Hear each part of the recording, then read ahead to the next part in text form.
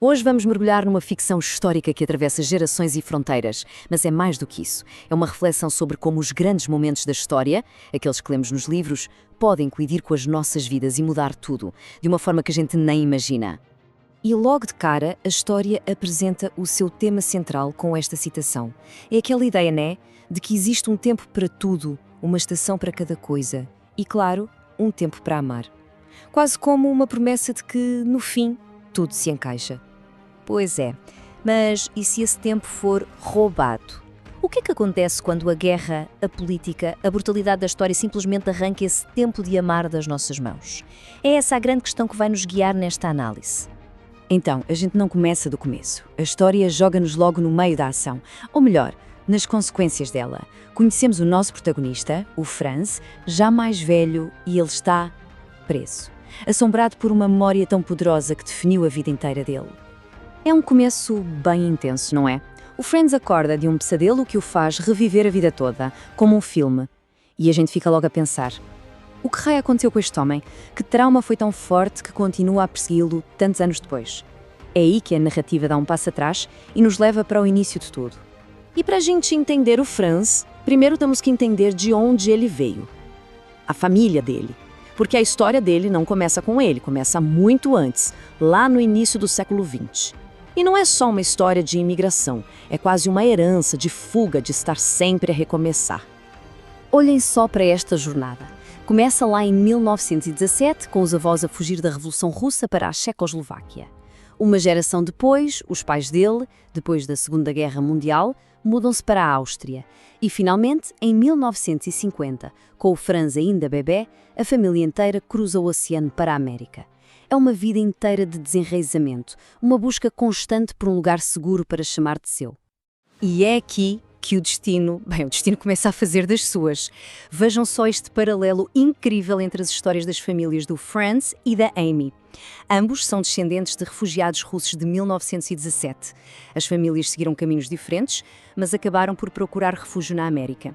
Eles já partilhavam uma história de perda e de superação antes mesmo de se conhecerem. Chegamos então a um ponto-chave. O Franz, com 17 anos, ele não está só a pensar no futuro, em ser médico.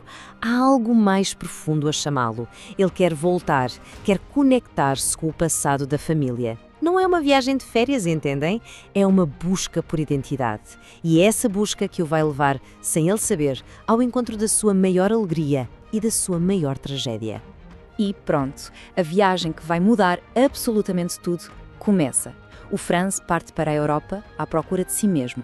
E no caminho, ele encontra alguém que é, de certa forma, um espelho da sua própria busca. E é lá no meio do oceano, a bordo de um navio, que o romance acontece.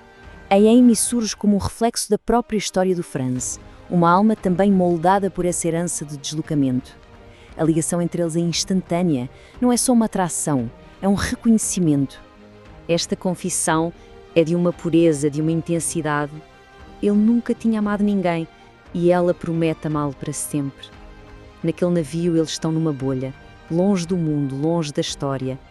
É um paraíso perfeito, onde parece que finalmente o ciclo de fugas da família pode ser quebrado. Mas a bolha está prestes a rebentar. É aqui que o mundo real, a história com H grande, invade brutalmente a história de amor deles. A viagem pessoal dos dois vai de encontro a um dos momentos mais tensos da Guerra Fria. É irónico, não é? As mesmas forças de que as suas famílias fugiram vêm agora ao encontro deles. Só para dar um pouco de contexto, a Primavera de Praga foi um suspiro de liberdade. O líder checoslovaco, Alexander Dubček, tentou criar um socialismo com o rosto humano. Mais liberdade, menos censura, foi uma lufada de ar fresco por trás da cortina de ferro. Só que essa esperança foi esmagada. Na noite de 20 de agosto, os tanques soviéticos rolaram sobre Praga. Uma invasão massiva. E no meio daquele caos, o Franz e Amy, agora estudantes na terra dos seus avós, tomam uma decisão que muda tudo. Eles não fogem, juntam-se à resistência. É um ato de pura coragem. E essa decisão de ficar leva-os diretamente ao clímax da história. Com a resistência a ser desmantelada, a única saída é uma fuga desesperada. E tudo se resume a uma ponte na fronteira com a Áustria, a última chance de alcançar a liberdade. O plano de fuga é de uma audácia tremenda. É quase uma operação militar. O objetivo não era apenas escapar, mas também destruir a ponte para cortar o caminho aos perseguidores. Cada passo tinha de funcionar na perfeição. Mas não funciona. O Franz, que estava com o detonador, comete um erro terrível. Ele ativa-o cedo demais.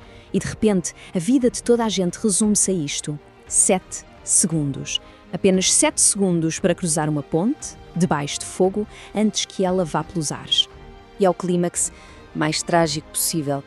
Mesmo no último segundo, quando está prestes a saltar para a segurança, o Franz é atingido. E nesse exato momento, a ponte, o futuro, o amor deles, tudo explode. Do outro lado, a Amy só pode assistir impotente à morte da pessoa que amava. E depois? O que acontece depois de uma tragédia destas? A história não acaba com a explosão. Pelo contrário, ela parte-se em duas realidades, duas vidas separadas por uma mentira. Porque o Franz sobrevive, milagrosamente, mas é encontrado sem documentos, com amnésia. E para o proteger, um médico amigo apaga-o da existência, dá-lhe uma nova identidade, Jan Novak, um estudante que oficialmente está morto. O Franz que conhecíamos torna-se um fantasma, vivo, mas morto para o mundo. E aqui está a outra metade desta tragédia. A Amy, convencida da morte do Franz, volta para a América. Encontra consolo no primo dele, Darius, que também sobreviveu. Eles casam-se, constroem uma família, uma vida inteira em cima de uma mentira que, para eles, é a mais pura das verdades. Os anos passam. O Franz, agora Jan, torna-se um médico de sucesso em Praga, mas nunca esquece. A memória do que perdeu é o que o mantém vivo. Ele começa a planear uma segunda fuga, não apenas pela liberdade, mas para recuperar a sua identidade, a sua história e o seu amor. E ficamos com esta pergunta, a pergunta que move todo o resto da história. Mesmo que o Franz consiga escapar, o que significa recuperar uma vida? É possível apagar anos de separação, anos de dor? Como é que um fantasma pode voltar a ser uma pessoa de carne e osso? A história mostra que o tempo para amar pode ser roubado num instante, mas a grande questão que fica no ar é: será que alguma vez ele pode ser devolvido?